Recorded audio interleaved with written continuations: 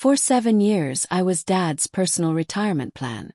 I paid their $1,200 mortgage on the house I bought them, covered the utilities, the car insurance, the vet bills for their 3 dogs, even the $800 monthly grocery delivery because shopping stresses Emily out. I flew in every holiday with suitcases full of gifts and left with an empty bank account and the same lukewarm "thanks, Dad" hug. Then came the phone call. My daughter Emily, age 34, voice sugary.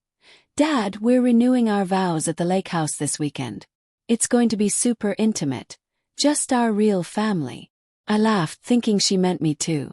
I had already booked a flight and bought a new blazer. Saturday came. No invitation. No address. Nothing. Sunday night the photos hit Facebook.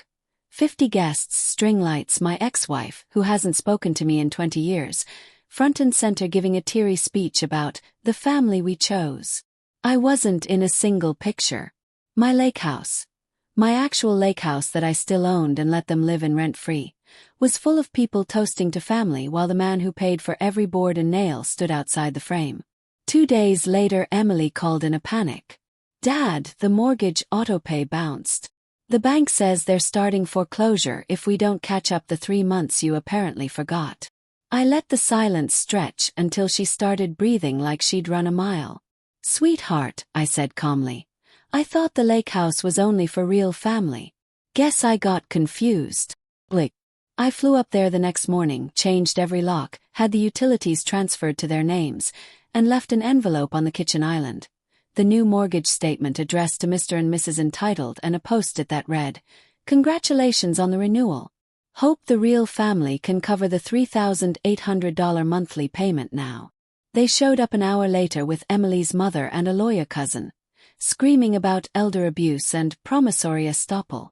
I just pointed to the Ring camera I'd installed the week before and smiled. "Smile, you're on camera. Trespassing is a crime, and I'm feeling very mentally competent today." They tried the guardianship route, filed papers claiming early onset dementia and undue influence by a new girlfriend.